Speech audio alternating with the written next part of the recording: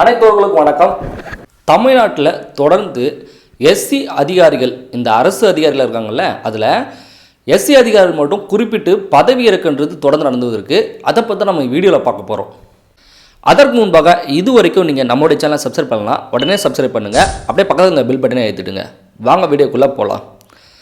சரி, அது என்ன, அரசு அதிகாரிகளில் எஸ்சி பிரிவினை சேர்ந்தவங்க மட்டும் பதவி இறக்கம் செய்கிறாங்க அப்படின்னு சொல்லிட்டு யோசிக்கிறீங்களா? அது ஒன்றும் இல்லை.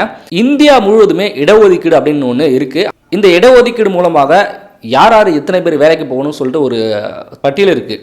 ஆனால் இந்த அதிகாரிகள் எல்லாமே வேலை நியமனம் பண்ணிடுறாங்க. அந்த வேலை நியமனம் பண்ண அரசு அதிகாரியில் பதவி உயர்வு இருக்குது பார்த்தீங்களா?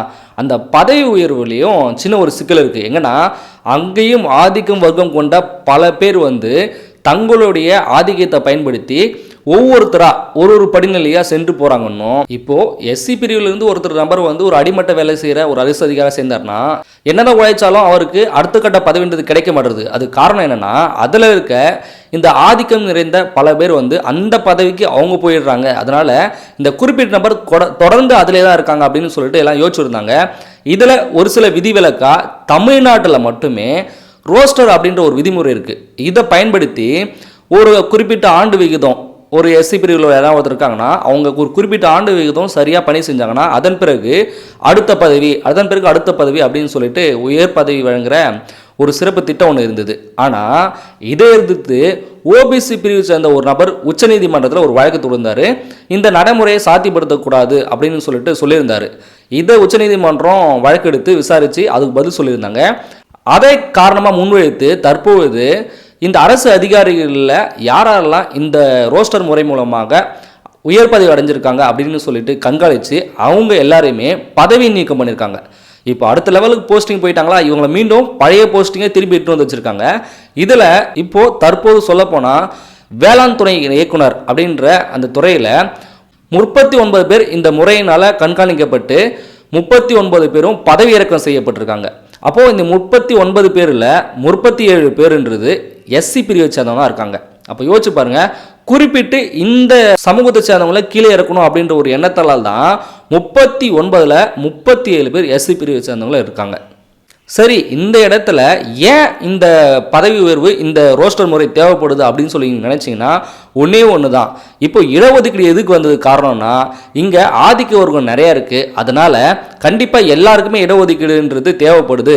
அது இடஒதுக்கீடு இல்லைன்னா குறிப்பிட்ட ஒரு சில நபரே இது எல்லாத்தையும் அனுபவிச்சுட்டு போயிடுவாங்க அப்படின்ற ஒரு யோசனையால் தான் இந்த இடஒதுக்கீடு வந்தது. அதே போல தான் இடஒதுக்கீடுன்ற பேரில் ஒரு அரசு வேலைக்கு நீ கொடுத்துட்றீங்க. ஆனால் அந்த இடத்துல பதவி உயர்வு அப்படின்ற இடத்துல பார்த்தீங்கன்னா எந்த ஒரு அடிமட்டத்தில் இருக்க இந்த பட்டியலின சமூக மக்கள் எவ்வளோதான் உழைச்சாலும் அவங்க அடுத்த கட்டத்துக்கு போக மாட்டுறாங்க, அதே இடத்துல தான் இருக்காங்க. ஆனால் சில குறிப்பிட்ட பிரிவுகள் எல்லாமே தன்னுடைய ஆதிக்க வர்க்கத்தை பயன்படுத்தி அவங்க அடுத்தடுத்த பதவிகளுக்கு போயிட்டும் அவங்க அதிகப்படியான வருமானத்தை ஈட்டிட்டும் இருக்காங்க. அப்போ இது தடுக்கணும்னா என்ன பண்ணணும்னா, அந்த இடத்துலையும் இடஒதுக்கீடு அப்படின்னு ஒன்று தேவைப்படுது. இந்த பதவி உயர்விலையும் இடஒதுக்கீடு அப்படின்னு ஒன்று தேவைப்படுது. இதை சரியாக பயன்படுத்தினா கண்டிப்பாக எல்லாருமே பதவி உயர்வு அடையலாம். இது பட்டியலின சமூகம் மட்டும் சொல்லலை, எல்லாருக்குமே இடஒதுக்கீடு எப்படி எல்லா சமூகத்தையும் இருக்குதோ அதே போல் பதவி உயர்வில் எல்லா சமூகமும் இருந்தால் கண்டிப்பாக அரசு பதவிகளை தொடர்ந்து ஒரு குறிப்பிட்ட மாதிரி ஆதிக்கம் செலுத்த மாட்டாங்க. எல்லா துறையிலுமே, எல்லா உயர் பதவியிலுமே, எல்லா அதிகாரிகளுமே எல்லா பிரிவை சேர்ந்தவங்களும் இருப்பாங்க. அப்படி இல்லைன்னா கண்டிப்பாக பேருக்கு இடஒதுக்கீடு உள்ளே போயிடுவாங்க. ஆனால் அந்த இடத்துல அந்த கீழ்நிலையில் தான் இருப்பாங்க. ஆதிக்கம் இல்லாத பட்டியலின சமூகத்தில் யாருமே ஒரு உயர் பதவி அடைக்க மாட்டாங்க. கடைசி வரைக்கும் அந்த கீழ்நிலைப்படியிலேருந்து ரிட்டைர்மெண்ட் ஆகிடுவாங்க. ஆனால் இந்த ஆதிக்க சமூகம் உள்ள நிறைய பேர் என்ன பண்ணுவாங்கன்னா, அவங்களுடைய பின்புலத்தை பயன்படுத்தி கடைசி வரைக்கும் அடுத்தடுத்த பதவி உயர்தளபதி போயிட்டே இருப்பாங்க. இவங்க யாருமே அந்த பட்டியலின சமூகங்களுக்கு ஒரு கடைசி வரைக்கும் பதவி உயர்வு பண்ண மாட்டாங்க. அதனால் தமிழக அரசு இதை நினைவில் கொண்டு மீண்டும் அந்த ரோஸ்டர் முறையை கொண்டு அந்த பதவி இறக்கம் செய்யப்பட்ட எல்லாருக்குமே மீண்டும் பதவி உயர்வு கொடுத்தா கண்டிப்பாக இந்த இடத்துல ஒரு சமநிலை வரும். இல்லைனா இது அரசு துறைன்றது ஒரு குறிப்பிட்ட சாதனையரை சார்ந்த ஒரு ஆதிக்க வருமாக தான் மாறும். தமிழ்நாடு அரசுடைய இந்த ரோஸ்டர் முறையை தடை செஞ்சு 39 பேரை பதவி இறக்கம் செஞ்சுருக்காங்க. அதில் 37 பேர் எஸ்சி சமூகத்தை சேர்ந்தவர். இதை பற்றின உங்களை கருத்து என்ன, அதை கீழே கமெண்ட் பண்ணுங்கள். இது வரைக்கும் நீங்கள் நம்முடைய சேனலை சப்ஸ்கிரைப் பண்ணலாம், உடனே சப்ஸ்கிரைப் பண்ணுங்கள். மீண்டும் அடுத்த வீடியோவில் இணைந்திடுவோம். நன்றி.